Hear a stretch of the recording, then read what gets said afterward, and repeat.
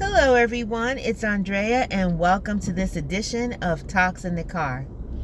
If you have ever had a little girl around you, been around a little girl, or if you have a Disney lover in your home, if you're a Disney lover, you remember a couple years ago the movie Frozen came out. And once again, if you're around little girls were singing all over the place, let it go, let it go. I can't hold it back anymore. And the girls were singing this at the top of their lungs over and over and over again. And around that time, I was teaching preschool, and the little girls were coming in and they were just belling it out, let it go. To the point where we were just like, as teachers, we were just like, please let it go. Let it go. Because it was constant. Let it go was the theme of that year.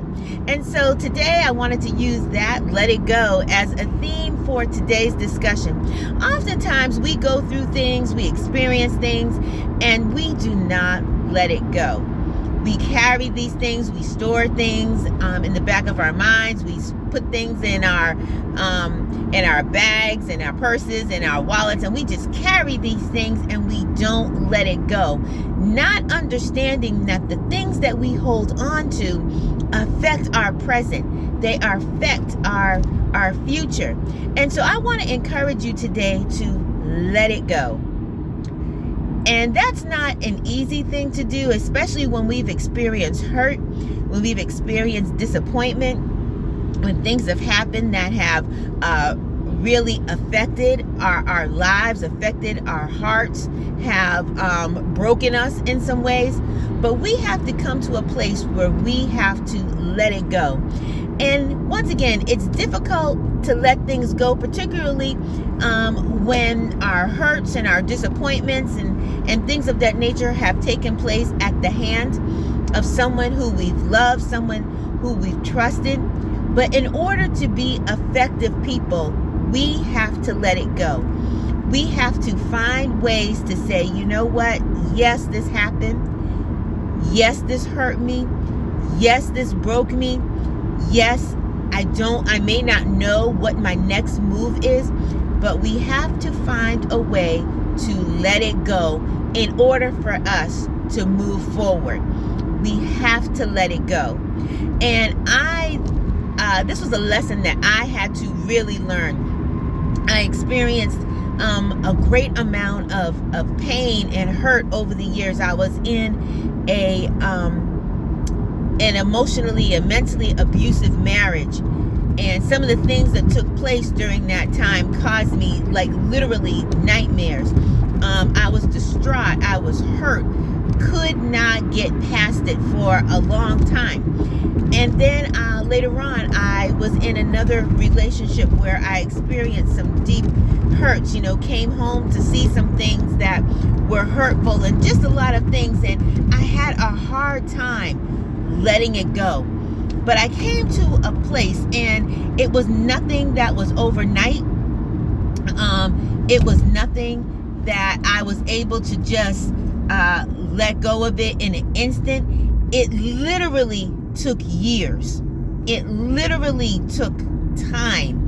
It literally took moments of prayer and calling out before God and saying, God, I cannot let this go. I am in a space of being stuck. But I knew, even though I couldn't let it go, I knew that I had to let it go. And there comes a point in your life where you have to make a conscious effort to let it go. To say to yourself, yes, it happened.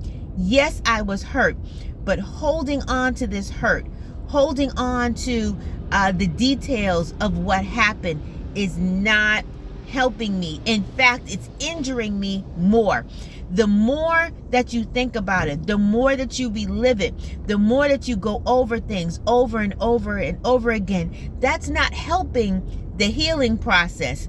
What it's doing is actually hindering the healing process. Think about when you have broken your arm, or you've broken a limb, or you've had some sort of injury. there comes a time when you have to rest it. The more that you move it, the more that you do too much too soon, all of those things can cause further injury. Sometimes you have to just, let that arm rest in that cast. Sometimes after a surgery, you have to just slow down and move slowly and rest in order for you to heal. Think about when you have ever fallen or you've gotten some sort of bruise or scratch. The scab is what protects the new skin when it's growing. The scab is what stops the bleeding. But if you've ever had a child around you and they start picking the scab, they are re-injuring themselves because now it's exposed and it's bleeding again and it's hurting again. We have to be in a place where we can no longer allow further injury to ourselves, further injury to our hearts. We have to let it go.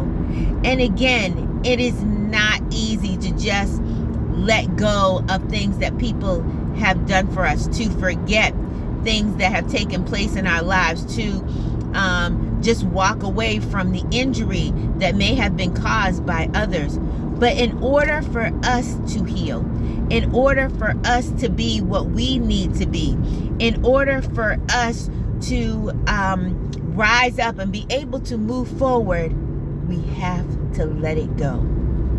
So I encourage you today, find your way to let it go. And letting go sometimes means forgiveness. If you haven't forgiven that person, remember, forgiveness is not about that other person because they may never apologize. Forgiveness is about you. Forgiveness is an opportunity for you to heal, for you to experience freedom, for you to be able to move forward. So forgiveness is like a Band-Aid. It allows that wound to heal. It allows that wound to rest. It allows you the ability to process and to let it go. So again today, let it go. Let it go. You can't hold back anymore. Let it go. Let it go. Let it go, my friends. I know that was terrible singing right there, but let it go. Allow yourself to heal. Allow yourself the opportunity to move forward. Allow yourself the chance to put things aside and to come to a place where you can move fresh. You can be at a place where you can receive healing and receive all that God has for you. Let it go today, my friends, and I promise you, you will be blessed. Have a wonderful, wonderful day, and we will see you next time on Talks in the Car.